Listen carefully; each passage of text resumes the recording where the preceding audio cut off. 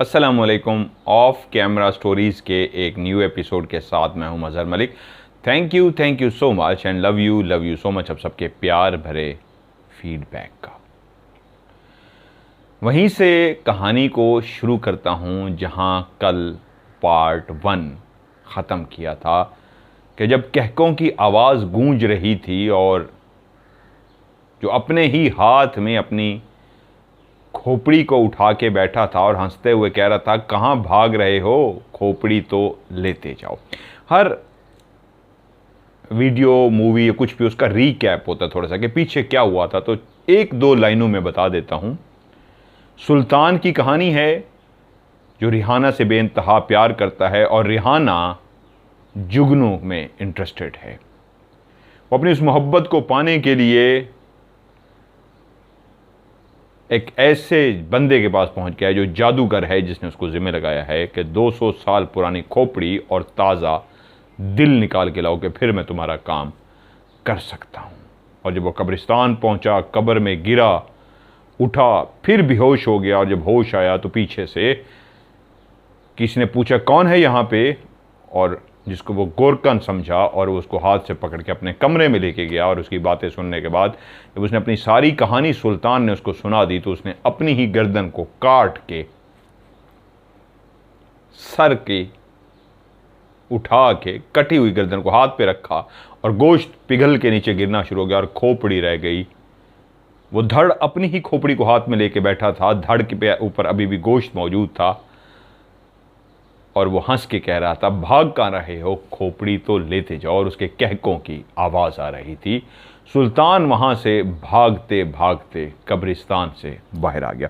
कल जो मैंने कहानी सुनी थी, एक मुझमें से गलती हो गई थी, मैं दोबारा उसको ठीक कर देता हूँ। गलती ये हुई थी कि वो जो वहाँ पे पहुँचा था उस कब्रिस्तान, तो वो अपने दोस्त से मोटरसाइकिल मांग के लाया था। मोटरसाइकिल के ज़रिए पहुंचा था क्योंकि रात को उस जगह पे पहुंचना और सुबह सुबह वहां से वापस आना उसके लिए मुश्किल था। तो कब्रिस्तान के बाहर एक ख़ास जगह पे, क्योंकि वैसे भी वो वीरान कब्रिस्तान था और उसके साथ जला हुआ वो पुराना किसी दौर में जो किला होता था, जो अब दरो दीवार जले हुए खंडर भी इस अंदाज में कि मुश्किलों से पता लगता था कि यहाँ पे कभी कोई किला होता था। जल्दी से वो पहुंचा, अपनी मोटरसाइकिल पे सवार हुआ। सर्दी बढ़ चुकी थी, सर्दियों की रात थी, कोहरा, हर तरफ धुंध फैली हुई थी। उसने अपनी मोटरसाइकिल स्टार्ट की और उस रास्ते की तरफ रवां दवां हो गया जो उसके घर की तरफ जाता था। वो बहुत खौफजदा था, बहुत डरा था। ज़िंदगी में एक ऐसे मंजर को अपनी आंखों से इतना क्लियर अंदाज में देखा था कि किस तरह एक हड्डियों के ढांचे ने, जिसके ऊपर वो कब्र में जाके गिरा था, उसको दबोच लिया था, उसको कस के पकड़ लिया था। और कहाँ एक गोरकन के रूप में आया हुआ सामने शख्स जिसने पैंट शर्ट पहन रखी थी, क्लीन शेव था, तो उसको बाद में एहसास हुआ वो कोई गोरकन नहीं, वो भी एक भटकती हुई आत्मा या बदरूह थी। इसी खौफ में मुब्तला वो आगे की तरफ बढ़ रहा था कि उसको रोड के किनारे जहां पे रोशनी जल रही थी उसके नीचे एक पुलिस की वैन खड़ी नजर आई। अब रात का टाइम ऐसा हो चुका था, वो सोच रहा है मारे गए कागज भी मेरे पास नहीं है, मुझे नहीं अंदाजा था कि इस तरह इनसे भी पाला पड़ सकता है, अब क्या होगा। वो घबरा सा गया और वो जो पुलिस वाले वहीं पे खड़े थे, एक बिल्कुल रोड के दरमियान में इस अंदाज में खड़ा था रोकने के लिए, और उसने दूर से ही हाथ से इशारा कर दिया कि रुक जाओ। इसने अपनी मोटरसाइकिल की स्पीड स्लो की और ज़्यादा ही कांपना शुरू हो गया। जो पीछे से इतना डर के आया था, चेहरे पे हवाएं उड़ी थीं, पुलिस वाले के करीब पहुंचते ही मजीद खौफ में मुब्तला हो गया। अब तो मोटरसाइकिल के कागज़ भी नहीं है, क्या करूँगा। तो पुलिस वाले ने जैसे उसके चेहरे पे देखा तो वो एकदम से जैसे समझ सक गया हो कि ये बहुत बुखलाया हुआ है, डरा हुआ है। तो उसने फ़ौरन एक रिवायती सवाल, जो पुलिस वाले पूछते हैं, उसने रिवायती सवाल पूछा, कहाँ से आ रहे हो। अब वो इस सवाल के लिए तैयार नहीं था, उसके पास कागज़ नहीं थे, वो पहले ही डरा हुआ था। फौरी जवाब जो उससे ना बन सका तो मुंह से निकला, कब्रिस्तान से फातिहा पढ़ के आ रहा हूँ। पुलिस वाला और अलर्ट हो गया कि ये कैसा इसने जवाब दिया है, रात के इस पहर आधी रात को ये कब्रिस्तान से फातिहा पढ़ के आ रहा है। उसने कहा तुम्हारा चेहरा भी घबराया हुआ है कि तुम कोई चोरी डकैती करके तो नहीं आ रहे। ये जो तुम कह रहे हो मैं इस वक्त रात को कब्रिस्तान से फातिहा पढ़ के आ रहा हूं, ये टाइम देखा है, ये फातिहा पढ़ने का टाइम है। तो साथ ही अपने साइड पे खड़े अफसर से बोला सर जी ये तो मैंने कोई मशकूक बंदा लगता जे। साहब भी चलता हुआ आ गया, हाँ भाई कहाँ से आ रहे हो? तो कह रहा है साहब ये कहता है मैं इस वक्त फातिहा पढ़ के आ रहा हूँ। फातिहा कहाँ से भाई इस वक्त फातिहा पढ़ के आ रहे हो? पुलिस वाले ने अजीब से अंदाज में सवाल किया। अब इसकी गिघी बंद गई, ये जवाब नहीं दे पा रहा था। तो पहले वाले ही पुलिस वाले ने कहा जी फरमाते हैं जनाब कब्रिस्तान से इस टाइम फातिहा पढ़ के आ रहे हैं। हाँ भाई कौन से कब्रिस्तान गए थे, इसकी ज़रा तलाशी तो लो। ये तो शक्ल से ही नज़र आ रहा है कि पुलिस को देखते ही इसके चेहरे की हवायाँ उड़ गई हैं, यकीनन कोई वारदात डाल के आ रहा है। खड़ा हो। उन्होंने उसको बाइक से खड़ा किया, उसकी तलाशी लेनी शुरू कर दी। कह रहा है समझ कुछ नहीं आया मैं क्या कहूँ। अमूमन मैंने सुना था कि इस तरह के जो पुलिस वाले खड़े होते हैं रोड के किनारे, कागज़ ना हो या बाइक पे रोक लें तो थोड़े से पैसे अगर इनको ऑफ़र कर दी जाए तो ये छोड़ देते हैं। तो फ़ौरन मेरे मुंह से निकला सर जी पैसे ले लें मुझे छोड़ दें। साथ ही वो जो खड़ा हुआ अफसर था एकदम गुस्से में अगर कहता है तू पुलिस को रिश्वत देता है। ओए बच्चों तुझे पता ही नहीं है पुलिस को रिश्वत देने की सज़ा क्या है, तूने हमें रिश्वत देने की ऑफर किया। चलो इसको थाने ले चलो, सर्दी वैसे ही बहुत है, इसको ज़रा 2 लित्तर मारते हैं, देखते हैं ये बताएगा कहाँ से ये वारदात डाल के आ रहा है। एक बंदे ने पकड़ा, उसको पकड़ के गाड़ी में डाला, दूसरा बंदा इसके मोटरसाइकिल पे बैठ गया। जनाब चलते हुए थाने पहुंच गए। थाने के बाहर गाड़ी खड़ी की उन्होंने, इसको नीचे उतारा और उसका जो मोटरसाइकिल था उसको उसने पुलिस वाले ने लॉक किया। इसको गिरबान से पकड़ा, कॉलर से पीछे पकड़ा और लेके सीधे अंदर अपने बॉस के कमरे में पहुंचे, जो वहां पे अपने कमरे में इस अंदाज में बरजमान था कि वो रिलैक्स बॉस वाली कुर्सी पे बैठा था, लेकिन वो दूसरी तरफ मुंह करके बैठा था। शायद रात के इस पैर वो भी कुर्सी पे बैठा बैठा सो रहा था। उसने अपनी टांगें सीधी की हुई थी, दीवार पे टांगें रखी हुई थी और कुर्सी को बिल्कुल पीछे करके कमर करके बैठा था। जैसे ही वो अंदर दाखिल हुए कहा सर, सलूट उसने मारा। पुलिस वाले ने कहा ये सुल्तान नामी बंदा पकड़ के लाया सर, कोई बड़ी वारदात करके आया है। उनका जो अफसर बैठा था उसने कुर्सी को मोड़ा नहीं, उसी अंदाज में रिलैक्स जिस तरह उसकी आंखें बंद थीं, दीवार से वो टांगे ऐसे सीधी करके दीवार पे टच किए हुए और कुर्सी को बिल्कुल पीछे फोल्ड किया हुआ था, उसी तरह ही वो कमर करके बैठा रहा और पूछा तलाशी ली है इसकी? जी सर तलाशी ली है, इससे कुछ बरामद नहीं हुआ, रिश्वत देने की बात करता है। हाँ भाई कहाँ से आए हो, इस टाइम कहाँ गए थे, सच सच बता दो, नहीं तो अभी लम्मा डालेंगे, 2 लित्तर मारेंगे, सब बोल पड़ोगे कहाँ चोरी करके आ रहे हो, कहाँ वारदात करके आ रहे हो। उसने कहा हुजूर मैं सच कह रहा हूँ, मैंने कोई चोरी नहीं की, कोई वारदात नहीं की, मैं वाकई कब्रिस्तान से ही होके आ रहा हूँ। तो उसी अफसर ने जो कमर करके बैठा था अपने मातहत दोनों को कहा ठीक है चाबी रख दो, तुम लोग जाओ। उन्होंने वही चाबी जहाँ पे वो बैठा था सुल्तान उसके सामने टेबल पे रखी और बाहर निकल गए। अभी तक वो मुड़ा नहीं था और उसने कहा, जैसे वो रिलैक्स था, शायद नींद के मज़े ले रहा था। पाकिस्तान जैसे मुल्क में, शायद इंडिया में भी ऐसे हो, जो इस तरह के पुलिस वाले होते हैं ऐसे ही होते हैं, आवाम को कीड़े मकोड़े समझते हैं, उनका रवैया ऐसे ही होता है।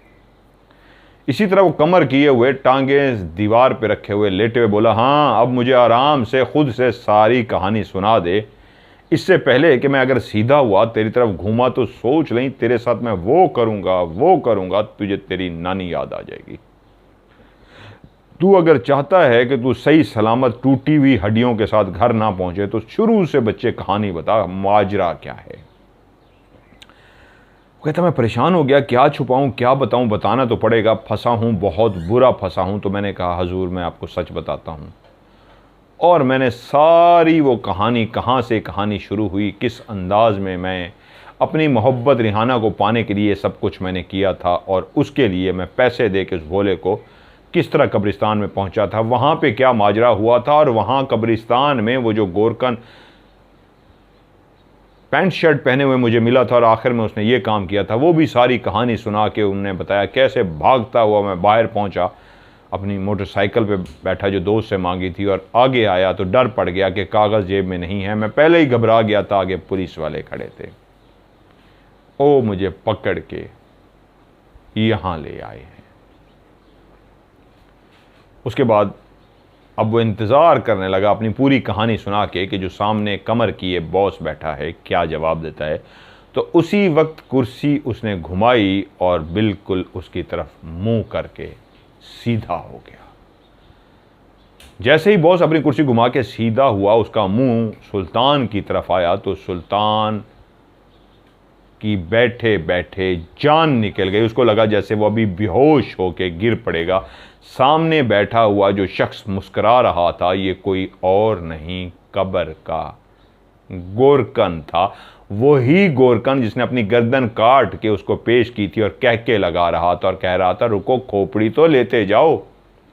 वही सामने पुलिस की वर्दी में बॉस बन के बैठा हुआ था और कहके लगा रहा था हल्के हल्के के बच्चू फिर मेरे पास पहुंच गए थे। फ़र्क इस दफ़ा ये था वही हुलिया था, वही शर्ट, वही पैंट थी, लेकिन आँखों के अंदर आँखें नहीं थी। वही क्लीन शेव चेहरा था, आँखों के अंदर इस अंदाज से आग निकल रही थी जैसे वो आग का बना हो, अंदर से बाहर नहीं निकल रही थी, अंदर ही अंदर ऐसे था जैसे आग हो। और वो हंसे जा रहा था और जब वो हंस रहा था तो उसके मुंह के अंदर भी ऐसे लग रहा था जैसे आग ही आग है, बाहर नहीं निकल रही और वो आग निकल रही है। वो हंसता रहा और कहा आशिक हो, महबूबा को पाना चाहते हो, मुझसे बच के कहीं नहीं जा सकते। अब तो मुझसे चाहो भी तो पीछा नहीं छुड़ा सकते। बस एक काम कान खोल के सुन लो, अगर तुम मेरा काम कर दो तो मैं तुम्हारा काम कर सकता हूं, तुम्हें तुम्हारी मोहब्बत मिला सकता हूं। शर्त वही है तुम्हें मेरा काम करना होगा, वरना तुम मुझसे पीछा नहीं छुड़ा सकते। मैं तुम्हें खा जाऊंगा, मैं तुम्हें मार डालूंगा। और उसने कहके लगाने शुरू कर दिए और उसी लम्हे पीछे वही दो शख्स जो उसको पकड़ के लाए थे वो भी अंदर दाखिल हुए। तो कहके लगाते हुए ही दाखिल हुए और उसने मुड़ के उनकी तरफ देखा तो उनके चेहरे भी सेम उसी तरह हो गए थे जिस तरह सामने बैठे हुए गोरकन का चेहरा था। आंखों की जगह गड्ढे थे, उनकी आंखों में भी आग जल रही थी और हंसते हुए मुंह से आग बरस रही थी।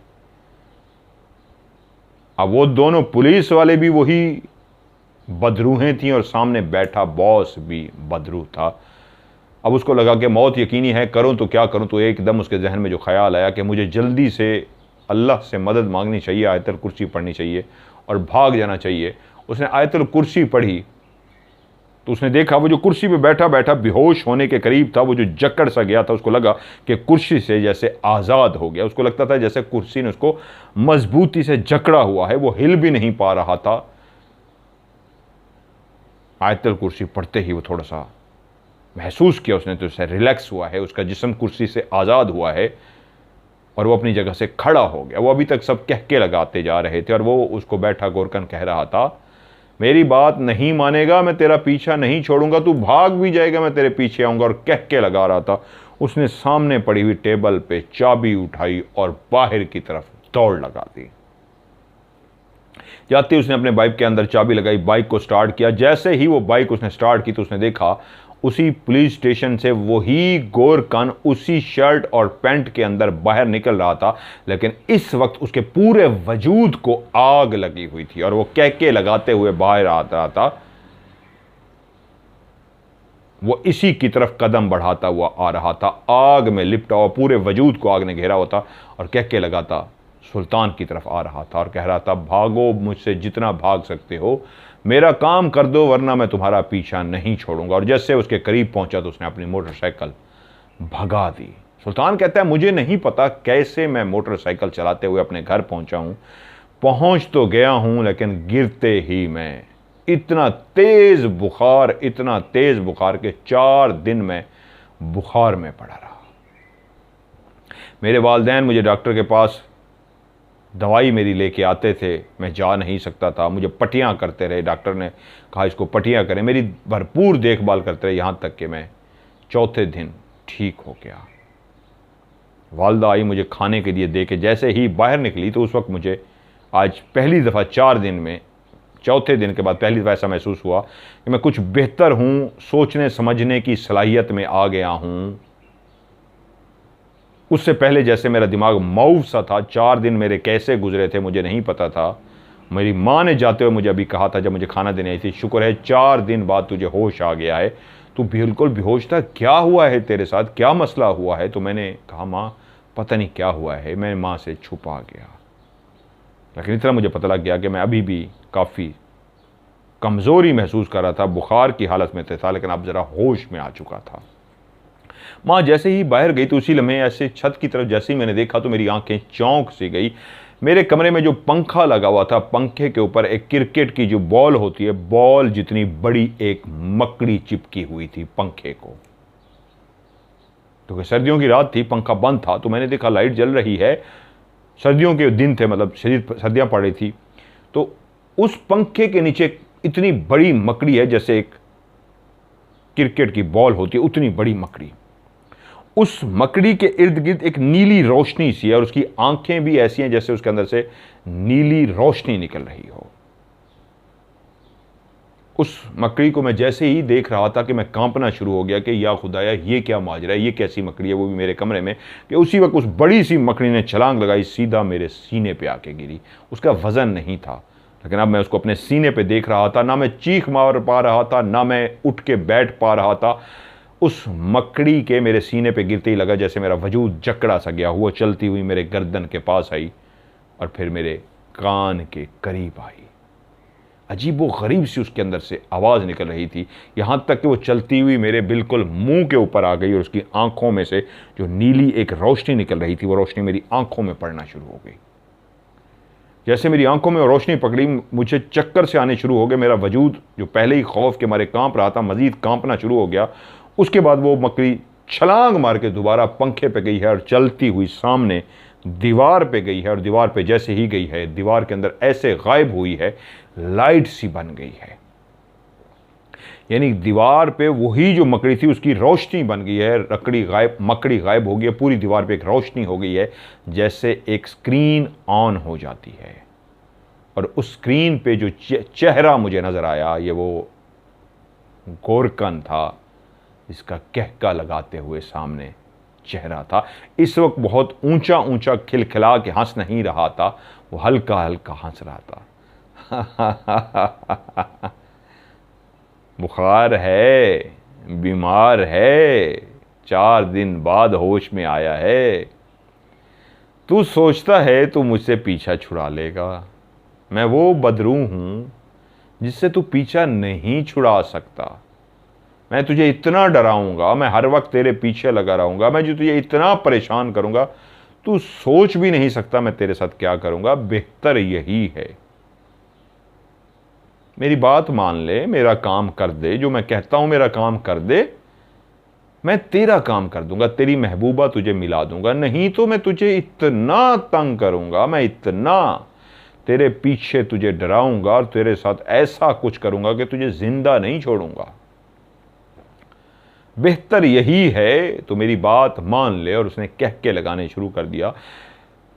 मैं 4 दिन बाद होश में आया था, डरा सहमा था, मकड़ी को देख के डर गया था, और मकड़ी जिस अंदाज में मेरी आंखों में रोशनी डाल के सामने जाके स्क्रीन ऑन करके गायब हो गई थी, और सामने वही गोरकन था, तो मैं सोच रहा था मैं क्या करूं, मैं क्या जवाब दूं। मैंने उसे कहा तो भूत हो, बदरू हो, मैं बदरू का कोई काम नहीं कर सकता, मेरा पीछा छोड़ दो, मेरे हाथ जुड़े हैं, मुझे माफ कर दो,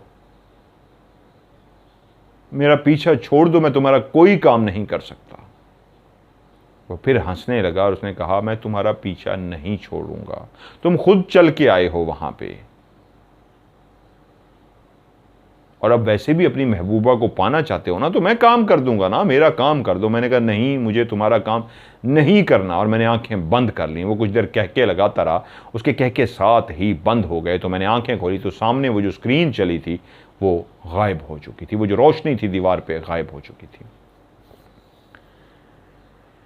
अब मैं सोच रहा था मैं कहाँ फंस गया हूँ, मैं करूँ तो मैं क्या करूँ, मैं किससे राब्ता करूँ, कैसे इस बदरू से जान छुड़वाऊँ।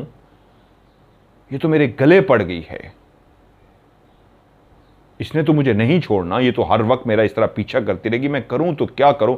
मैं इस तरह सोचता रहा और एंड पे इस फैसले पे पहुंचा कि किसी अल्लाह वाले से, किसी बुजुर्ग से, किसी आमिल से रब्ता करता हूं, उसको कहता हूं मेरी इससे जान छुड़वाओ। मैं जब एक दो दिन के बाद बेहतर हुआ, घर से बाहर निकला, तो मेरे कानों में फिर एक आवाज़ आई, कोई भी तेरी मदद नहीं कर सकता सिवाय मेरे, तो किसी भी आमिल के पास चला जा, तो किसी के पास चला जा, मदद तेरी सिर्फ मैं ही कर सकता हूँ, कोई भी तुझे मुझसे छुटकारा नहीं दिला सकता। बेहतर है मान जा, मेरा काम कर दे, मैं तेरा काम कर दूंगा, नहीं तो तू घर फिर जिंदा वापस नहीं पहुंचेगा। सोच ले, अब मैं तुझे आखिरी दफ़ा कह रहा हूं, मौका दे रहा हूं, सोच ले, नहीं तो अब तुझे मैं नहीं छोड़ूंगा। तू दीवाना है, तू आशिक है, तू पगला है, तेरा काम करने को मैं तैयार हूं, बस तू मेरा काम कर दे। मैंने चलते चलते ऐसे गुस्से में कहा, मुझे तेरी कोई बात नहीं सुननी, मेरा पीछा छोड़ दे। अब मैं जिस काम के लिए भी निकला था समझ गया कि ये मेरी जान नहीं छोड़ेगा, मुझे नुकसान पहुंचाएगा। बजाय किसी पीर आमिल के पास जाने के, मैं वापस घर मुड़ आया। अब मैं सोचो विचार में था कि मुझे अगला काम क्या करना चाहिए। अभी तक मेरा दिमाग मऊफ था, जो कुछ मेरे साथ ये वाक़यात हो चुके थे बहुत ही खौफनाक थे। मैं एक डरपोक किस्म का आम सा बंदा था, दिमाग में बातें तो सोच सकता था, प्रैक्टिकली कुछ करने वाला नहीं था। और ये बदरू, ये भूत मेरे पीछे जो गुरकन था, हाथ धो के पीछे पड़ गया था। फिर से वो अगले दिन मेरे कान के पास आया और मुझे कहा, जिसको तूने पैसे दिए हैं, वो जो जादूगर बना हुआ है, वो फ्रॉड है, वो झूठा शख्स है, उसके पास कोई जादू नहीं है। उसने तुझे भेजा ऐसी जगह पे था जहां पे कोई भी शख्स जाएगा तो भटकती हुई बदरू हैं उसके पीछे लग जाएंगे। और वो जानता था तेरे साथ भी कोई ऐसा हादसा होगा तो डर के भाग जाएगा, तू उसके पास वापस नहीं जाएगा, पैसे नहीं मांगेगा, इसलिए उसने तुझे बेवकूफ़ बनाया। उसके पास कुछ भी नहीं है। अगर उसके पास कोई ताकत जादू होता तो वो खुद इस तरह सफाइयां कर रहा होता। तू पागल है उसकी बातों में ना, मेरी बात मान ले, मेरा साथ दे। नहीं नहीं नहीं, मुझे तेरा साथ नहीं देना, मुझे तेरी बात नहीं माननी। अच्छा, अगर मेरी बात नहीं माननी, जा आजमा के देख ले, वो झूठा है, वो जो जादूगर बना बैठा है वो झूठा है, तुझे उसने भेजे इसलिए था, जा उसको आजमा। जब उसने ये बात की तो मेरे दिल में ऐसे लगा जैसे ये मुझे उससे मुतनफ़िर कर रहा है, मेरे दिल में उसके लिए नफ़रत पैदा कर रहा है, क्योंकि ये चाहता है, ये बदरू चाहती है कि मैं इसका काम करूं, और मैं कैसे किसी बदरू का काम कर सकता था। वो जादूगर था, उसने मुझे कहा था और वो मेरा काम कर सकता था। अब मसला ये था, खोपड़ी तो मिली नहीं थी, दिल तो बाद का मसला था। मैं करूं क्या? मैं उसके पास भी जाता तो वो कहता खोपड़ी ले आए हो, मैं खोपड़ी कहां से लाता? इस बदरू को कहता हूं तो ये बदरू कहती है मेरा साथ दो, मैंने बदरू का साथ भी नहीं देना। क्या करूं? मैंने कहा ऊपर से जो पैसे ले चुका हूं, 10,000 रुपये लेके दे चुका हूं, छोड़ने तो मुझे वो भी नहीं लगा, तो मैं करूं तो क्या करूं? मुझे किसी आमिल के पास जाना ही पड़ेगा। मोटरसाइकिल लेता हूँ, वो दूर है, दोस्त से मांगता हूँ और मैं उसके पास जाता हूँ। मैं अपने दोस्त के तरफ पहुंचा तो मुझे दोस्त देखते कहता, हाँ आ गया मेरा यार, मुझे पता है तुझे मोटरसाइकिल की ज़रूरत है, मोटरसाइकिल के लिए आया है ना? मैंने कहा हाँ यार तुझे पता तो है मैं किस लिए आया हूँ। उसने कहा नहीं भाई, मैं अभी निकल रहा हूँ, मुझे अस्पताल में कुछ दिन हो गया नौकरी करते हुए, मैं वहाँ जा रहा हूँ, तो अभी मेरे पास टाइम नहीं है, मैं निकलने लगा हूँ, मोटरसाइकिल में नहीं दे सकता। मैंने कहा यार तेरी नौकरी कब हुई? कह रहा है मैं पहले भी करता था, छोड़ दी थी, फिर हो गई, बड़े अच्छे ताल्लुकात है मेरे वहाँ पे, मैं नौकरी कर रहा हूँ, वहीं जा रहा हूँ। तो मैंने पूछा फलां फलां अस्पताल में, इसी डिपार्टमेंट में? कहता है हाँ। तो एकदम मेरे दिमाग में ख्याल आया, मैंने कहा 1 मिनट दे दे, मेरी बात सुन। उसी वक्त मेरे दिमाग में ख्याल आया, कहता हाँ बोल, जल्दी बोल, मुझे देर हो रही है। मैंने कहा यार तू जानता है मैं तेरा यार हूँ, उस लड़की से, रिहाना से कितना प्यार करता हूँ, मैं मर जाऊँगा अगर मुझे रिहाना ना मिली, मैं अपनी ज़िंदगी ख़त्म कर लूँगा, ख़ुदकुशी कर लूँगा, मेरी मदद कर यार, खुदा का वास्ता है मेरी मदद कर। मैं उसको इस तरह के इमोशनल बातें करता रहा, तो वो कह रहा अच्छा रो मत, बता मसला क्या। मैंने कहा यार मैं जादूगर के पास गया हूँ, मुझे एक खोपड़ी चाहिए और एक दिल चाहिए किसी मुर्दे का। तो एकदम चौंका और कहता है तेरा दिमाग ठीक है, तू क्या कह रहा है? मैंने कहा यार तू अस्पताल में ही तो काम करता है ना यार, वहाँ से ला दे, वहाँ पे तो कई लावारिस लाशें होती हैं, मिल ही जाएगा। तूने कुछ स्पेशल किसी का थोड़ा ले आना है, वहाँ पे तो इस तरह की चीज़ें मिल जाती है। मेरे बहुत ज़्यादा कहने पे, इसरार करने पे, रोने धोने पे वो मान गया और वादा किया, चल यार 1-2 दिन दे, मैं तुझे कोशिश करता हूँ, ला देता हूँ। 1-2 दिन के बाद जब मैं उसके पास गया, उसने कहा तेरा काम हो गया। उसने मुझे एक शापर काला सादा पकड़ा दिया। मैंने खोल कर देखा तो उसमें एक खोपड़ी थी, पता नहीं किस लाश की खोपड़ी थी, किस मुर्दे की थी, और एक दिल भी था। उसने कहा ये ले, खुदा का वास्ता मेरा नाम ना आए। मैंने उसका शुक्रिया अदा किया और अगले ही दिन के टाइम जब वो ड्यूटी ख़त्म करके घर पहुंचता था, उस आमिल साहब के, उस जादूगर के पोले के घर पहुंच गया। वो बैठा खाना खा रहा था, पुरानी सी बुनियान बैठी हुई थी और चपड़ चपड़ खाना खा रहा था। मुझे जैसे ही देखा चौंक गया और मुझे कहता, हाँ भाई आ गए, क्या बना? मैंने शापर उसके सामने रखा और ये कहा, ये लो खोपड़ी भी आ गई है और दिल भी आ गया है। 200 साल पुरानी खोपड़ी है और ये दिल है। उस गोरखा ने, उस बदरू ने जो बातें की थी, अब वो मेरे दिमाग में चल रही थी। मैं उसको चेक करना चाह रहा था और चेक करने का यही तरीका था कि क्या वो मुझे इस जादूगर से मुतनफ़िर कर रहा है या वाकई ये फेक है, ये फ्रॉड है।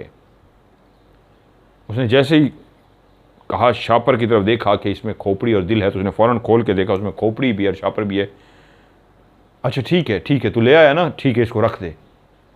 मैंने कहा अब बता मेरा काम कब होगा?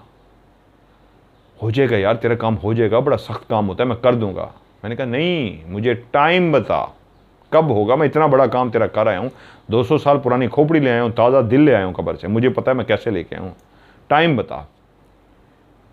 इसमें रिस्क होता है ज़िंदगी का, मैं टाइम नहीं बता सकता, मैं बस पढ़ना शुरू करता हूँ। मैंने कहा नहीं यार, मेरी ज़िंदगी और मौत का सवाल है, मुझे टाइम बता।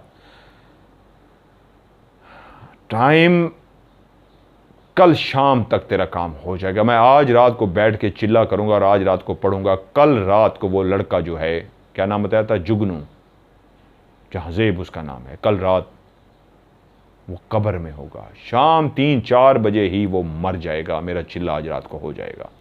मैं कहा पक्की बात है? उसने कहा पक्की बात है। मैंने उसका खुदाफिज किया, बाहर निकला तो फिर मेरे कानों में आवाज़ आई, जैसे कोई मेरे साथ चलता हुआ जा रहा था। मुझे कह रहा था ये झूठ बोल रहा है, ये फ्रॉड कर रहा है, मान ले मेरी बात, मेरा साथ दे दे, नहीं तो पछताएगा। मैं कहा छोड़ मेरा पीछा, और मैं चला गया।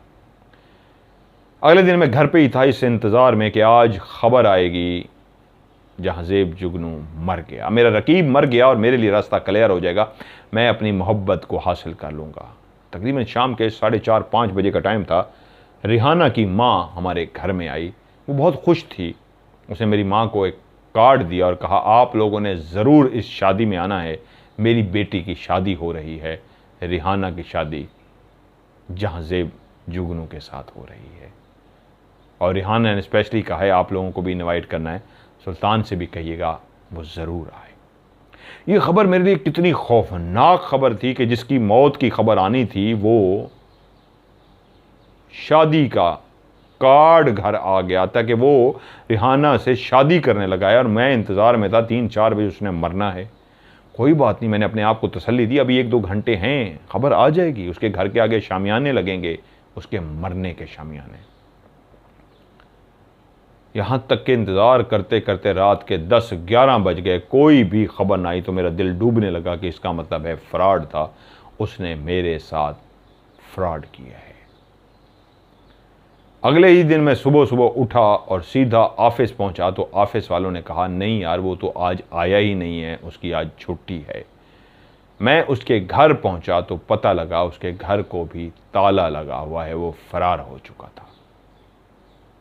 तभी मैं समझ गया उसने कल का जो टाइम दिया था मुझे टालने के लिए कहा था, वो भाग चुका है। मैं एकदम परेशान हो गया कि अब करूं तो क्या करूं, मैं तो लुट चुका, पैसे भी वापस करने हैं, 10,000 रुपये, काम भी नहीं हुआ, ऊपर से उनकी शादी भी तय हो गई है। मेरा दिल और डूबना शुरू हो गया, मैं बहुत बुरी तरीके से डिस्टर्ब हो गया था। तो उसी वक्त उसी घर के पास खड़े हुए वीराने में मुझे कहका सुनाई दिया और वो कहका इतना आज हंसे जा रहा था, इतना हंसे जा रहा था, इतना हंसे जा रहा था जैसे हंस हंस के उसके पेट में दर्द हो रहा हो। जहाँ मैं एक तरफ दुखी था और उस कहके को सुन के मुझे गुस्सा आ रहा था। जब वो हंसते हंसते रुका तो कहा, यकीन आ गया, बेवकूफ़ बन गए, कहा था ना ये फ्रॉड है, भाग जाएगा। वो भाग गया, दफ्तर से भी भाग गया, ताला भी लगा गया, कुछ दिन गायब रहेगा, जब तुम अपने इधर उधर हो जाओगे फिर आ जाएगा। तुम्हें कहा था ये फ्रॉड है, कोई काला जादू नहीं, तुमने मेरी बात नहीं सुनी। मैं अब भी कहता हूँ मेरी बात मान लो, मेरे साथ मिल जाओ, तुम्हारा काम भी हो जाएगा, मेरा भी। मैंने कहा नहीं करना मैंने तुम्हारा काम। तो फिर वो 10,000 रुपये कहाँ से दोगे? वो तो तुम्हें नहीं छोड़ेगा, तुम्हारे घर आ जाएगा। और मोहब्बत को छोड़ दोगे? रिहाना की शादी होने दोगे? वो जो तुम्हारे घर के अंदर कार्ड आया है शादी का, होने दोगे? बर्दाश्त कर लोगे? अपनी आंखों से देखोगे रिहाना किसी की हो गई है, अपनी आंखों से जाके उसकी शादी वाले दिन बैठोगे, उसको रुखसत करोगे? ठीक है, तुम्हारी मर्जी। मैं तो समझा था तुम कोई आशिक हो, मुझे क्या पता तुम आशिक नहीं, एक बहुत ही बुज़दिल और डरपोक बंदे हो। वो इस तरह की बातें कर रहा था ताकि मैं इमोशनल हूँ और मैं मान जाऊँ। तो मैं गुस्से में मुड़ा, मैंने कहा चाहते क्या हो, क्या काम है तुम्हारा? मैं करने को तैयार हूँ, इस शर्त पे कि अगर तुम मेरी मदद करो, मैं रिहाना को हासिल करना चाहता हूँ। तो वो बोला इसके लिए मैं तैयार हूँ। मैंने कहा अगर इसके लिए तैयार हो तो बताओ मुझे क्या करना होगा। उसने कहा आओ कहीं बैठते हैं। उसी वक्त जो वो आवाज़ें आ रही थी उसने वही गोरकन का रूप धारा और हम दोनों चलते हुए एक जगह पर जाकर बैठ गए। उसने मुझे कहा, सुल्तान मेरा नाम जुहेब है। मैं नाम वगैरह एक दफ़ा देख लूँ। उसने कहा, सुल्तान मैं तुम्हें अपनी कहानी सुनाता हूँ, मेरा नाम जुहेब है। मैं तुमसे मदद क्यों मांग रहा हूँ, तुम्हारे साथ क्यों जुड़ा हूँ, मैं अभी तुम्हें सारी कहानी सुनाता हूँ। तुम्हें कहा था ना तुम्हें डराऊंगा, तुम एक बहुत ही बुज़दिल शख्स हो, लेकिन ये सच है तुम भी मेरी तरह एक आशिक हो। आशिक डरपोक होता है। मैंने कहा तुम्हें ज़्यादा डराऊं, लेकिन मैं डर गया। तुम्हें ज़्यादा डराऊंगा तो तुम बुज़दिल किस्म के बंदे हो, बेहोश हो जाओगे, दिलेर तो हो नहीं। मैं अब जुड़ भी तुमसे ऐसा चुका हूं कि तुम ही मेरा काम कर सकते हो। मैं भी एक आशिक हूं, मैंने भी इश्क किया था, लेकिन औरत के अंदर कभी वफा नहीं होती। औरत वफा का पैकर भी है, लेकिन कोई कोई ऐसी होती है जिससे आप शदीद प्यार करते हैं, वो आपको डस लेती है। मैं बहुत ही एक अमीर कबीर शख्स था। मैंने शादी नहीं की थी, मेरी उम्र 38 साल हो गई थी। माँ बाप बहन भाई सब बाहर चले गए, मैं यहीं पे था। माँ बाप अल्लाह को प्यारे हो गए।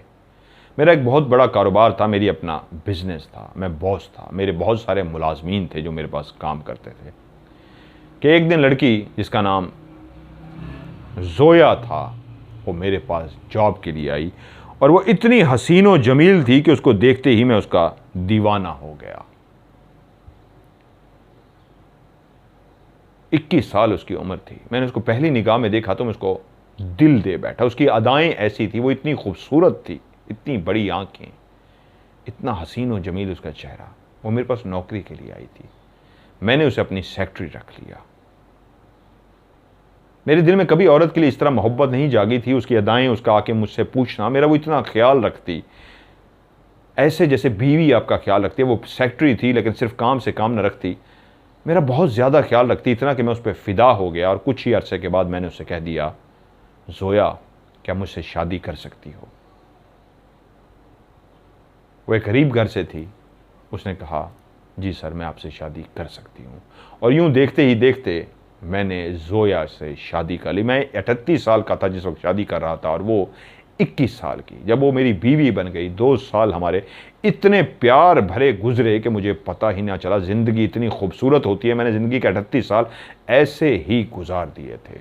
अब मैं ज़िंदगी के लुत्फ़ ले रहा था। शादी के फ़ौरन बाद ही मैंने अपनी मोहब्बत, अपने प्यार, अपनी बीवी जोया को अपनी ऑफिस का CEO, चीफ एग्जीक्यूटिव ऑफिसर बना दिया। उस दफ्तर के सारे मामलात को देखती थी, मैं रिलैक्स भी हो गया था। वो बाकी एक प्यार करने वाली, ख्याल रखने वाली बीवी थी। वहीं पे उसने एक लड़का जिसको अपना उसने सेक्रेटरी रखा। वो इंतहाई खूबसूरत था, शक्ल भी, उसके फेस कट्स भी, कदो कामत भी, वो बहुत ही दिलकश था। नादिर था उसका नाम। नादिर, उसने उसे अपने दफ्तर में सेक्रेटरी रखा, जिस तरह वो कभी मेरी सेक्रेटरी होती थी, आज मेरे कारोबार, आप मेरे बिजनेस की वो सीईओ थी, और नादिर उसी का सेक्रेटरी था। बहुत खूबरू नौजवान था, बहुत हसीन और जमील था। जैसी वो हसीन और जमील थी, वैसा ही वो हसीन और जमील था।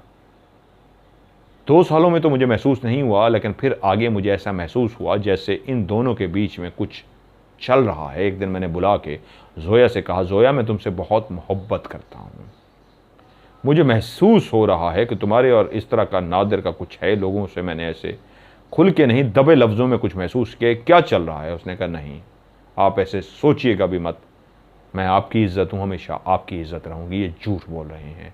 आप कहती हैं मैं अभी नादिर को निकाल देती हूँ, बस सिर्फ इसलिए रखा हुआ मेरे काम को संभाल गया। लोग जेलस होते हैं उसके काम से। आप कहें तो मैं अभी अभी उसको नौकरी से निकाल देती हूँ, जैसे आप कहें। मैंने कहा, नहीं, मुझे जोया तुम पे एतमाद है, मुझे लोगों से नहीं, बस मैं तुमसे शदीद प्यार करता हूँ, मैं तुम्हें खुश देखना चाहता हूँ। कुछ अरसे बाद मुझे 2 महीने के लिए कारोबार के सिलसिले में एक मीटिंग के लिए जाना था, और मैंने जोया से कहा, मैं 2 महीने के लिए जा रहा हूँ, 2 महीने बाद मैं इंशाल्लाह वापस आ जाऊँगा। ये एक ऑफिस की मीटिंग थी, मुझे 2 महीने लगने थे। वहाँ पहुँचते ही जो मेरा काम था वो 1 महीने में ही मुकम्मल हो गया, जो मुकम्मल होना नहीं था। कम से कम भी 1.5 महीना लगना था, लेकिन 1 महीने में ही काम मुकम्मल हो गया।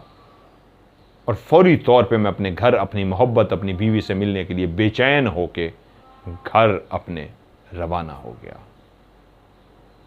जब मैं पाकिस्तान पहुंचा, गेट पे पहुंचा, चौकीदार ने मुझे सलाम किया, बैग उठाया हुआ था, रात का टाइम था, मैं थका हुआ था। मैंने कहा वो सोई हुई होगी, जाए उसको मैं तकलीफ़ दूं, मैं सीधा घर ही पहुंचता हूं और जाके उसको डिस्टर्ब नहीं करता। मैं सीधा अपने बेडरूम में पहुंचा तो लाइट ऑन थी। मैंने जैसे ही दरवाज़ा खोला तो अंदर नादिर और मेरी बीवी जोया ऐसी हालत में थे कि मेरे हाथ से मेरा बैग गिर गया और मैं कांपना शुरू हो गया, और मेरे मुंह से एक जुमला निकला, जोया, तुमने मेरी इज्जत को खाक में मिला दिया। और मैं कांपना शुरू हो गया। वो दोनों ऐसी बरहना हालत में थे कि कोई भी देखता तो समझ जाता कि उनका जिस्मानी ताल्लुक था। वो मियाँ बीवी की तरह लेटे हुए थे, कपड़ों के बगैर। ये किसी भी एक शौहर के लिए जो अपनी बीवी से शदीद मोहब्बत करता हो, इससे तकलीफ दे अमल नहीं होता। और मैं गुस्से में तिलमिला रहा था कि मैं अभी इसी वक्त नादिर को और जोया को मार डालूं। मेरे अंदर ही अंदर ये चल रहा था। और मैंने जोया से इतना कहा, तुमने मेरे साथ बेवफाई की है, मैं तुम्हें नहीं छोड़ूंगा। पर इतना ही कहना था कि नादिर अपनी जगह से खड़ा हुआ, और मुझे संभलने का मौका ही ना मिला कि नादिर ने और जोया ने मेरे ऊपर इस अंदाज में हमला कर दिया कि मैं संभल ही नहीं पाया था। उल्टा जो मुझे गुस्से में होना चाहिए था, वो भी इस तरह टूट पड़े मेरे ऊपर के उन्होंने देखते ही देखते मुझे वहीं पे मार डाला। जब उन्होंने मुझे वहां पे मार डाला तो उसी कब्रिस्तान में जहां पे तुम अमल करने के लिए आए थे, बेकफन, कफन के बगैर, उसी कब्र में जिसमें तुम गिरे थे, जिस हड्डियों के ढांचे ने तुझको पकड़ा था, वो हड्डियों का ढांचा मेरा था।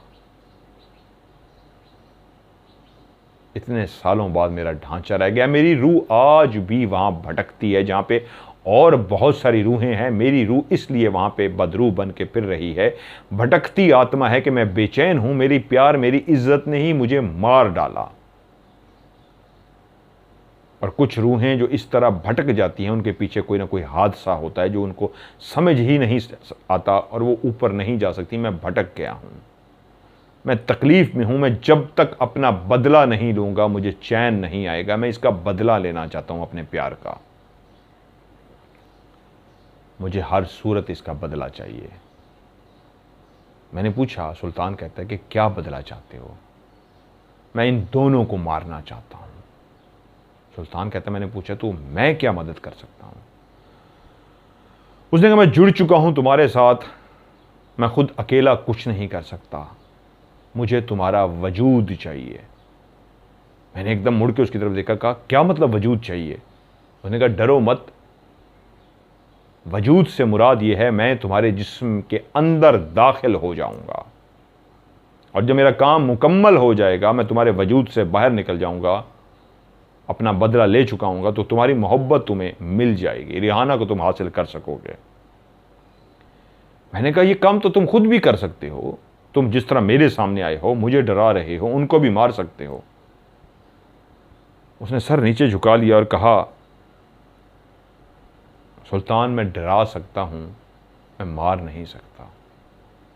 जिस तरह तुम्हें मैंने सामने आके डराया है, ये सब कुछ तो कर सकता हूं, लेकिन वजूद ना होने की वजह से इससे ज़्यादा मैं डराने के अलावा मैं कुछ नहीं कर सकता, और इसकी गारंटी नहीं है कि मेरे डराने से वो मर जाएं।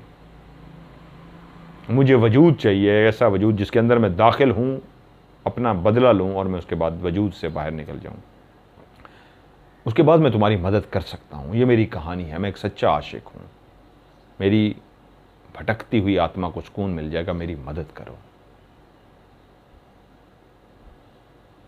तुम ही है वो जो मेरी मदद कर सकते हो। मैंने उसे कहा ठीक है, मुझे सोचने का मौका दो, उसके बाद मैं तुम्हें इसका जवाब देता हूँ। ये मैंने उसे कहा और उसके बाद चला गया। अगले दिन जब मैं सो के उठा तो पता लगा घर के अंदर वालिद साहब मौजूद हैं, और आज वो काम पे नहीं गए।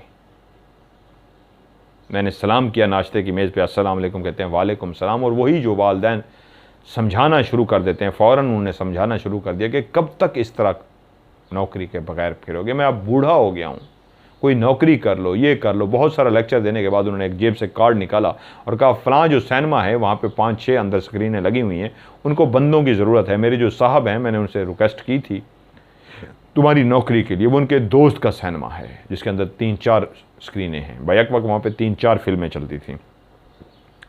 ये उनका कार्ड है मेरे साहब का, ये जाके उनको दे देना, कल तुम्हारा इंटरव्यू है, उस सिनेमा में तुम्हारी जॉब हो जाएगी, खुदा का वास्ता है अब इसको मत छोड़ना, जाओ। अगले दिन मैं तैयार हुआ, तैयार होके उस जॉब के लिए पहुंच गया। वो कार्ड दिया और उनको बताया, उन्होंने मेरा इंटरव्यू लिया और मुझे कहा ठीक है, और लोगों का भी इंटरव्यू हो रहा है, अगले 2 से ढाई घंटे बाद तुम्हें बुला लिया जाएगा, तुम ईजी हो, तुम्हें बताते हैं। अब 2-2.5 घंटे मुझे वहाँ बैठ के इंतज़ार करना था। मैं चलता हुआ आया और मैं आके कैफेटेरिया जो बना हुआ था वहाँ बैठ गया। ये एक बहुत ज़बरदस्त किस्म का सिनेमा था, बहुत लग्जरी किस्म का। यहाँ पे एलीट क्लास अमीर लोग ही आते थे। यूँ समझे शहर के बेहतरीन सिनेमाओं में से एक सिनेमा था। इसका जो कैफेटेरिया था ये भी बहुत VIP किस्म का बना हुआ था। मैं जैसे कैफेटेरिया में आके बैठा तो मेरे अंदर एक बेचैनी सी हो रही थी, जैसे मेरे जिस्म के अंदर उलझन सी हो रही है, बेचैनी सी हो रही है। मैं समझ नहीं पा रहा था ये किस तरह की उलझन है, किस तरह की बेचैनी है। थोड़ी देर के बाद मैंने देखा एक खूबरू लड़का जिसकी उम्र तकरीबन कोई 35 साल होगी, और उसके साथ एक लड़की जिसकी उम्र 22-23 साल होगी। दोनों चलते हुए मेरी साथ वाली टेबल जो थी वो खाली पड़ी थी, उससे अगली वाली टेबल पर वो बैठ गए। जो नौजवान था 35 साल का, उसने ज़बरदस्त किस्म के कपड़े पहने हुए थे, 2 पीस पहना हुआ था, जिससे लगता था वो काफ़ी रिच फैमिली से, अमीर से है। लड़की ने भी काफ़ी अच्छी ड्रेसें की हुई थी। लड़के की जो आंखों में मुझे नज़र आया वो एक खबासत सी नज़र आई, और लड़की की आंखों में उलझन सी थी, जैसे वो डरी और सहमी हुई हो। वो दोनों बैठ के बातें कर रहे थे। लड़का उसको घूर घूर के देख रहा था, कायल करने की कोशिश कर रहा था, और लड़की इशारों से इस तरह अंदाज में बात कर रही थी जैसे वो कायल नहीं हो पा रही, अपनी कोई मजबूरी बयान कर रही हो। मैं उनको ऐसा देख ही जा रहा था, मुझे उनकी आवाज़ नहीं पहुंच रही थी, मुझसे दूर थे। तो मेरे कान में किसने सरगोशी की, सामने आ जाऊं तुम्हारे। ये आवाज़ तो उसी की थी जिसने अपना नाम जुहेब बताया था, वो भटकती आत्मा। मैं कहा लोग देख लेंगे। उसने कहा तुम्हारे अलावा कोई मुझे नहीं देखेगा। एकदम से देखा, उसका वजूद वही गोरखान वाला बिल्कुल मेरे सामने आ गया। उसने कहा सिर्फ मुझे तुम देख रहे हो, मेरी आवाज़ भी तुम सुन रहे हो, और कोई भी नहीं सुन रहा। तुम मुझसे बात करना चाहो तो अपना मोबाइल ऐसे कान से लगा दो और इस अंदाज में मुझे बात का जवाब दो। लोग यही समझेंगे तुम फ़ोन पे बोल रहे हो, लेकिन तुम मुझसे बात कर रहे होगे। कह रहा मैंने अपना फ़ोन उठा के कान से लगा दिया। मैंने कहा हाँ बोलो। उसने कहा वो जो सामने देख रहे हो, वो जो बैठा है, ये वही शख्स है जिसने मुझे मारा था, जिसका नाम नादिर है। तो मैंने पूछा ये जो साथ है ये क्या तुम्हारी बीवी है, सोया? नहीं, ये जोया नहीं है, ये कोई और है।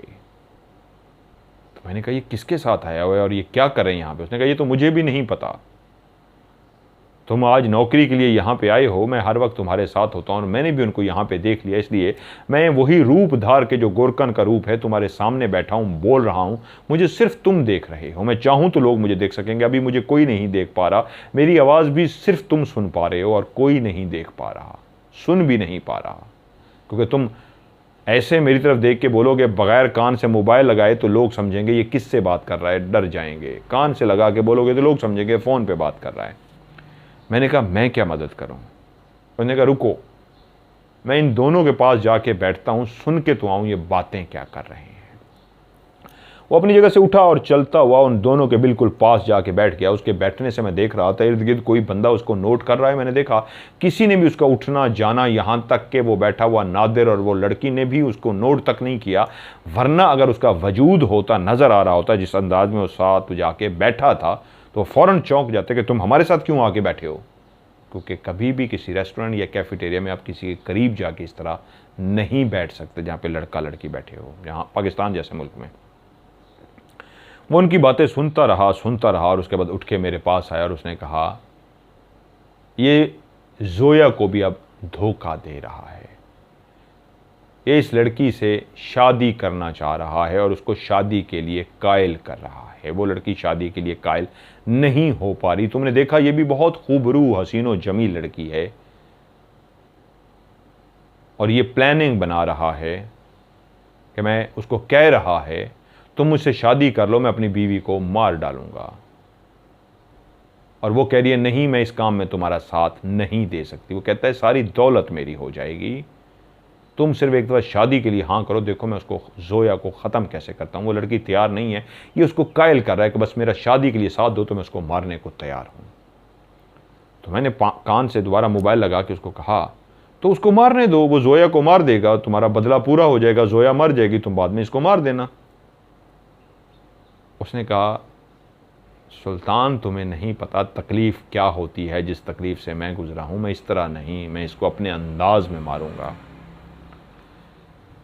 मैं कुछ देर बैठ के उसके साथ बातें करता रहा। दोबारा से मुझे अंदर से फ़ोन आ गया। जब मैं अंदर गया तो उन्होंने कहा आपकी नौकरी पक्की हो गई है, 1 तारीख को आप आके ज्वाइनिंग दे दें। अब 1 को 4-5 दिन थे तो इसलिए मैं रिलैक्स हो गया कि अभी 4-5 दिन हैं, इसके साथ जो भी करना है, इसका साथ देना है, वो मैं करने के लिए तैयार हो जाऊं। जब मैं बाहर निकला तो फिर मेरे साथ चलता हुआ आ रहा था और मुझे पता था कि इस वक्त मैं उसको देख रहा हूं और कोई भी नहीं देख रहा। तो उसने मुझे कहा तो फिर क्या सोचा तुमने? मैंने कहा मैं तैयार हूं, क्या करना है? मैंने कहा वही जो तुमसे कहा था, तुम्हारे वजूद में दाखिल होना है। मैंने कहा तो ठीक है, दाखिल हो जाओ। उसने एकदम रुक गया और मुझे चौंक के कहा पक्का दाखिल हो जाऊं? मैंने कहा हाँ दाखिल हो जाओ। तो उसी लम्हे जब ये जुमला मैं बोल रहा था, चलते चलते हम ऐसी जगह पे आ गए थे, इर्द गिर्द लोग नहीं थे, खाली जगह थी, तो मेरे कानों में इस तरह का शोर आना शुरू हो गया जैसे तेज आंधी थी जो दूर से आवाज़ आ रही थी, आते आते आते आते मेरे करीब आती जा रही है।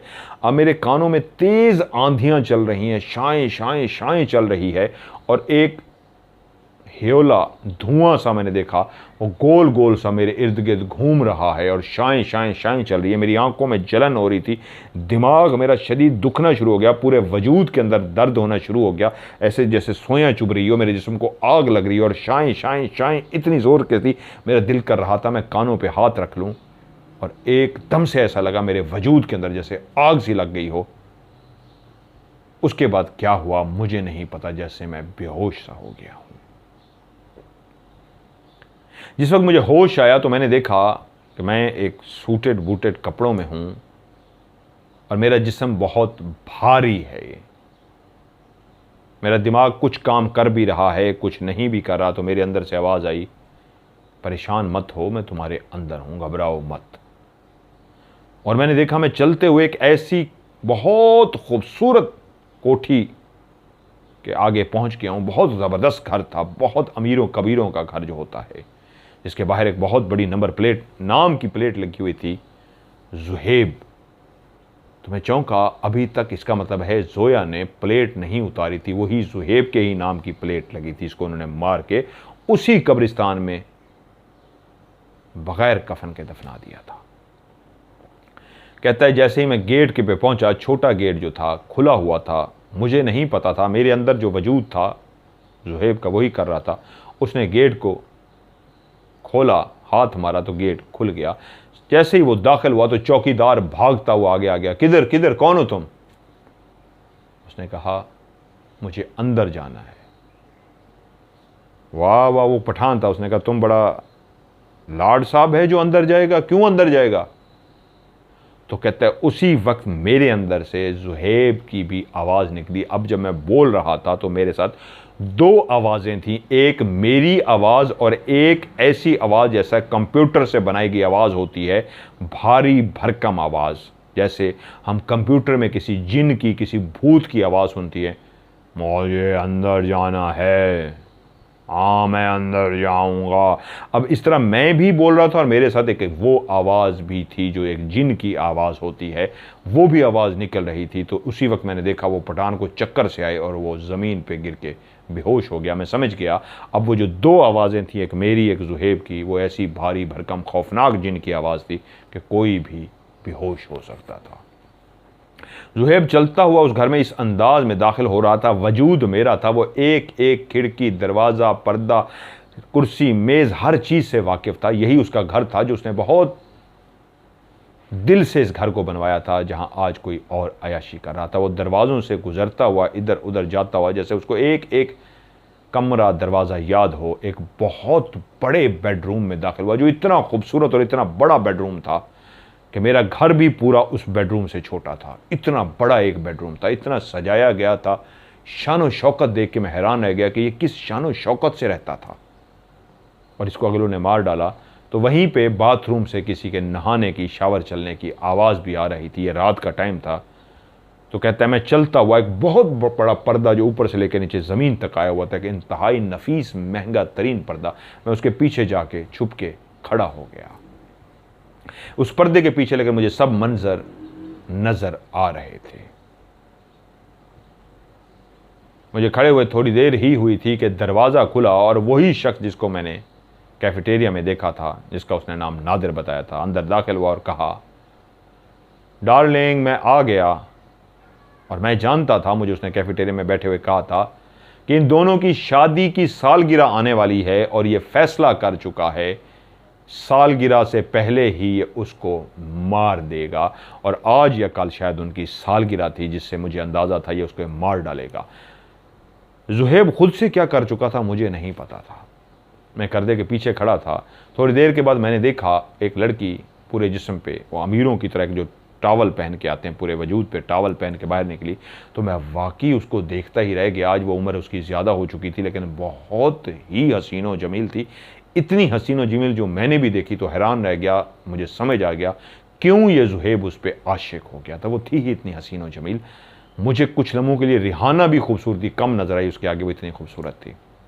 लेकिन साथ ही मुझे एहसास हुआ कि नहीं, रिहाना तो दुनिया की सबसे ज़्यादा खूबसूरत है। तो वो जैसे बाहर निकली तो उसने कहा आ गए हैं आप? मैंने कहा हाँ, मेरा दिल कर रहा है मैं आज अपनी जान को गले लगाऊं। तो उसने कहा ये ड्रामेबाजियां बंद करो, मुझे पता है तुम क्या चाह रहे हो, तुम क्या सोच रहे हो, मुझे सब पता है। उसने कहा क्या मतलब? मैं समझा नहीं मेरी जान, क्या बोल रही हो? उसने कहा तुम कैफेटेरिया में जिस लड़की के साथ बैठ के प्यार की पींगे बढ़ा रहे हो और मुझे मारने का सोच रहे हो, मैं सब जान चुकी हूं। तुम मुझे मारोगे और उस लड़की से शादी करोगे, उस लड़की को मारोगे। तुम इतने बेगैरत शख्स हो कि तुमने अपनी मंगेतर को, मैं तुम्हारी मंगेतर थी, अपनी इस दौलत के लिए, इस हवस के लिए तुमने मुझे जुहेब के दफ्तर भेजा था कि जाओ अपनी अदाओं से उसको फंसाओ। तुम्हारी दौलत की खातिर, तुम्हें जो दौलत चाहिए थी, मैं तुम्हें चाहती थी, मैं उसके दफ्तर में उसकी सेक्रेटरी बन के गई। मैंने अपनी अदाओं से उसको लुभाया, उससे शादी कर ली तुम्हारी खातिर। मैंने सब कुछ तुम्हारी खातिर किया था। मैं किसी और के साथ सोई थी तुम्हारी खातिर। और आज जब दौलत सब कुछ मिल गई है, तुम आज उसको छोड़ के, मुझे छोड़ के उससे शादी करने जा रहे हो। तो वो बोला मैंने उसको मार दिया था, तुमने मेरा साथ दिया था, लेकिन उसके बाद भी तो तुमने मुझे पैसे के लिए इतना तड़पाया है, इतना तड़पाया है। मुझे यूं लगता है मेरा कुछ भी नहीं है, सब कुछ तुम्हारा है, हर चीज पे नागिन बन के बैठी हो, मुझे कुछ भी नहीं दिया। थोड़े थोड़े करके मुझे पैसे दे देती हो, मुझे कभी मालिक नहीं बनाया। मुझे मालिक होना चाहिए था इस घर का, इस सब कुछ का। तुम ही उसी तरह मालिक हो। मैं आज भी तुम्हारा मुलाजिम बन के रह रहा हूं। तो बेहतर नहीं है मैं तुम्हें मारूं और उसके बाद जिस तरह मैंने उसको भी मार दिया था तुम्हें भी मार दूं, और उससे शादी करके जिस तरह तुम इसकी मालकिन हो, फिर मैं इन सब चीज़ों का मालिक बन जाऊंगा। और उसके बाद वो इस अंदाज में गुस्से से आगे बढ़ा जैसे उसका राज तो खुल चुका है, उसका पोल खुल चुका है, तो फिर वो पीछे क्यों रहे, इसको भी मार दे। तो उसी वक्त पर्दे के पीछे से मैं बाहर निकला। जैसे ही मैं बाहर आया तो वो दोनों चौंके और वो नादिर बोला, कौन हो तुम? मैं इससे पहले को बोलता, मेरे अंदर से वही वजूद जो ज़ुहैब का वजूद था वो बाकायदा बाहर निकला और धुएं की सूरत में नहीं, अपने असली वजूद में निकल के सामने खड़ा हो गया और उसने कहा, मैं हूँ, मुझसे बात करो। मैं इस वजूद के लिए आया था, मुझे वजूद चाहिए था, मुझे मिल गया है। तुम हो ना मेरी बीवी ज़ोया, जिससे मैंने बहुत प्यार किया। तुम तो वफा की पैकर थी, औरत तो वफा की पैकर होती है। तुम इतनी घटिया और जलील निकली कि तुमने मुझे मार दिया। मैंने तुम्हें क्या नहीं दिया? अगर तुम मुझसे मांग लेती, यकीन मानो मैं तुमसे इतना प्यार करता था, मैं तुम्हें वैसे ही दे देता। कहो क्या मैं तुम्हें ना देता? अपने दिल से पूछ के बताओ, मैं तुम्हें ना देता? मैं तुम्हें सब कुछ वैसे ही बख्श देता। मैं तुमसे सच्चा प्यार करता था, लेकिन तुम बेवफा निकली। तुमने इस घटिया शख्स के लिए मुझे मार दिया जो आज तुम्हें मारने जा रहा है। ये तुम्हारी औरत है। मैं आज दोनों को मारने के लिए आया हूं। और उसी वक्त गुस्से में उसका वजूद मेरे वजूद के अंदर दोबारा दाखिल हुआ, और जैसे मेरे अंदर वो दाखिल हुआ, वो जो दोनों सुन से खड़े हुए थे, ज़ुहैब को देख के डर से गए थे, सहम से गए थे कि वो वापस आ चुका है, किस तरह आया है। उनको अभी तक समझ नहीं आया था कि उसका हाथ सीधा ज़ुहैब की गर्दन की तरफ गया। ज़ुहैब का हाथ नादिर की गर्दन की तरफ गया। उसने उसको गर्दन से पकड़ा। जो पकड़ तो मैं रहा था, लेकिन कर वो रहा था, मैं तो एक बुज़दिल शख्स था। उसने उसको उस तरह ऊपर उठा लिया, ऊपर उठा के उसका हाथ इतनी मजबूती से उसकी गर्दन के अंदर था कि उसकी खराहटें निकल गई थी। उसका सांस बंद होने वाला था कि उसके उठा के उसको ज़मीन पे पटक दिया जोर से। और जैसे ही ज़मीन पे पटका तो दोबारा से वो अंदर से बोला, मैं चाहता तो अभी इसको मार देता। तुम खुद ही मर गई हो, तुम मरी हो, तो मैं तुम्हें क्या मारूं? जो दौलत के पीछे भूखी भेड़िए बन जाए और इस तरह मार दे, उसको मारना भी जलालत है, और तुम तो वैसे ही मरी हुई हो। क्या सारी ज़िंदगी ये भी मरेगा, सारी ज़िंदगी तुम कुड़ कुड़ के रहोगी। याद रखना मेरी बात, तुम कभी खुश नहीं रह सकी। वो इस तरह की बातें कर रहा था कि किसी भी शख्स को शर्म दिलाने के लिए, हया दिलाने के लिए इतना काफ़ी था। उसने उसको बहुत कुछ सुनाया, मार सकता था, मेरा वजूद उसके पास था, लेकिन उसने मारा नहीं। अपने दिल की भड़ास निकाली उन पे, कहा, जाओ, तुम मेरे लिए मर गई हो, इससे बड़ा बदला क्या होगा? मैं तुम्हें मार सकता था, लेकिन मैं फिर भी छोड़ के जा रहा हूं। जाओ, अपनी मौत आप मरो। उसने गुस्से से कहा, बाहर निकल के आ गया। अगले दिन मैंने अखबार में पढ़ा, और उसी ने मुझे अखबार ला के लिया, तो उस अखबार में लिखा हुआ था, ज़ोया ने अपने उस शौहर नादिर को गोली मारकर खुद भी खुदकुशी कर ली थी। वो जो बातें वो उसको सुना के आया था, जिसको उसने उठा के फेंका था, जाते हुए कह आया था, मैंने इसको मारा नहीं है, सिर्फ गिराया इसको ज़मीन पे, ये बेहोश पड़ा हुआ है, तुम्हें छोड़ के जा रहा हूं, तुम्हारे यार को भी यही तुम्हें मार देगा, जाओ, छोड़ के जा रहा हूं तुम दोनों को। जैसे वो हम बाहर निकल गए तो अखबार में यह था कि रात के किस पहर बीवी ने अपने शौहर नादिर को पहले गोली मारी और उसके बाद खुद अपने आप को भी गोली मार के खुदकुशी कर ली थी। दोनों मर गए थे। मैंने जैसे खबर पड़ी तो मैं हैरान रह गया। मैंने कहा, तुमने इसलिए उनको छोड़ा था? कह रहे, हाँ, मुझे पता था ये उसको मार देगा, ये उसको मार देगी, मुझे इतना पता था। जो मैं कुछ कह आया था, मेरा दिल नहीं किया कि मैं उनको मारूं। मेरी जो भड़ास थी वो ही काफ़ी थी उनके लिए। मैंने समझो लफ्ज़ों में उनको इतना मार दिया था, मुझे भी नहीं एहसास था कि वो इस तरह कर जाएगी। मुझे नहीं पता था वो ऐसा करेगी। मैं अपनी रात भड़ास निकाल आया था। जो उसने आगे किया वो मैं भी नहीं जानता था। तो मैंने उसे कहा, अब तुम्हारा काम तो हो गया, मेरा क्या बनेगा? उसने मेरी तरफ देखा और कहा, मैं भी तुम्हारी तरह आशिक हूं, भटकती हुई आत्मा। चाहता तो रात उनको मार सकता था, नहीं मारा। मुझे पता था वो लड़की सारी ज़िंदगी खुश नहीं रह सकती थी, इसलिए उसने अपने आप को मार डाला। मैं आज चाहूं मैं जुगनू को मार दूंगा। क्या कभी भी तुम्हारी मोहब्बत रिहाना को ये पता लगा कि इसके पीछे तुम थे और तुमने उसको मरवाया, क्या वो जिंदा रह सकेगी? क्या वो खुश रह सकेगी? क्या तुम किसी को मार के तुम्हारा ज़मीर तुम्हें जिंदा रहने देगा? फैसला करके बताओ, मैं उसको मार देता हूं। मैं उसको मार सकता था, मैंने नहीं मारा, उसके ज़मीर ने उसको मार दिया। आज अपने ज़मीर की आवाज़ बताओ, मारना चाहते हो? मैं मार देता हूं। मैं कुछ देर सोचता रहा और उसके बाद मैंने कहा नहीं, मैं कभी नहीं चाहूँगा जिस रिहाना से मैं इतना प्यार करता हूँ, अगर वो मर जाए और उसको कभी पता लगे ऐसा मैंने किया था, वो मर जाएगी। मेरा ज़मीर मुझे नहीं जीने देगा। तो उसने कहा फिर क्या करना है? तो कहता है मैंने कहा उसको शादी करने दो, मैं शायद उसके काबिल नहीं हूँ, वो उसी से शादी कर ले। उसने मुझे थपकी दी, गले लगाया और मुझे कहा तुम्हारा बहुत बहुत शुक्रिया, आज मैं वापस वहीं चला जाऊंगा जहां हम रूहें चली जाती हैं। तुमने मुझे मेरा काम हो गया, मेरे अंदर जो हादसे की वजह से मौत हुई थी, भड़ास हुई थी, वो ख़त्म हो गई। अब मैं वापस जा रहा हूँ, मैं ज़िंदगी में दोबारा तुमसे कभी नहीं मिल सकूँगा। हाँ, तुम्हारा शुक्रिया ज़रूर अदा करता हूँ, तुमने मुझे छूट दी, तुमने मुझे निजात दिलाई, छूट दिलाई उससे जिससे मैं फंस गया था, भटक रहा था। उसने मुझे शुक्रिया अदा किया और रवाना हो गया। और उसके बाद मैं भी उस शादी में शामिल हुआ जो रिहाना और जुगनू की शादी थी। उनकी शादी हो चुकी है, आज उनके बच्चे हैं, लेकिन मैंने आज तक शादी नहीं की। मैं अपनी उस मोहब्बत रिहाना से आज भी बेइंतहा प्यार करता हूँ, आज भी वही मेरी मोहब्बत है और मरते दम तक मैं उसके सिवा किसी से शादी नहीं करूँगा। अब वो किसी की बीवी हो चुकी है, बच्चों की माँ भी बन चुकी है, तो मैंने फ़ैसला किया मैं ज़िंदगी भर शादी नहीं करूँगा। बहुत दिल पे बोझ था, बहुत दिल पे बोझ था। दिल की कहानी सुनाई इसलिए, जोया सुन भी ले, रिहाना सुन भी ले, कोई बात नहीं, सुन ले, मुझे इसकी परवाह नहीं है, लेकिन ये सच है, मैंने अगर शादी नहीं की तो रिहाना की वजह से नहीं की। आपकी कहानी से क्या होगा, ज़्यादा से ज़्यादा रिहाना को यही मैसेज चला जाएगा कि मैं उससे कितना प्यार करता था और उसके लिए क्या कुछ किया था। मेरी पहली मोहब्बत भी वो कल थी और आखिरी मोहब्बत भी आज वही है, उसके अलावा कोई नहीं। मैं ज़िंदगी भर शादी नहीं करूँगा। मदर साहब मेरी कहानी को सुना दीजिएगा, मैं इसलिए गुमनाम हूँ, मुझे गुमराम रहने दीजिएगा। रिहाना भी फ़र्ज़ी नाम है, इसको फ़र्ज़ी नाम रखिएगा। नाम इसलिए फ़र्ज़ी रखवाएंगे, एक सच्ची कहानी है, किरदार आज भी अपनी जगह पे मौजूद हैं, मैं भी मौजूद हूँ, वो बच्चों की माँ भी है, वही उसका शोहर है, लेकिन मैं आज भी उससे बेइंतहा प्यार करता हूँ। ये कहानी है जी जो मुझे भेजी और मैंने एज इट इज़ पार्ट 1 और पार्ट 2 में आपको सुना दी। आपको कैसी लगी कमेंट सेक्शन में नीचे बताइएगा ज़रूर, कहानी आपको कैसी लगी। सो आज की कहानी में जाने से पहले उसी तरह आप भी अपनी कहानी मुझे भेजिए, लिख के भी, व्हाट्सअप कर, वॉइस मैसेज भी कर सकते हैं।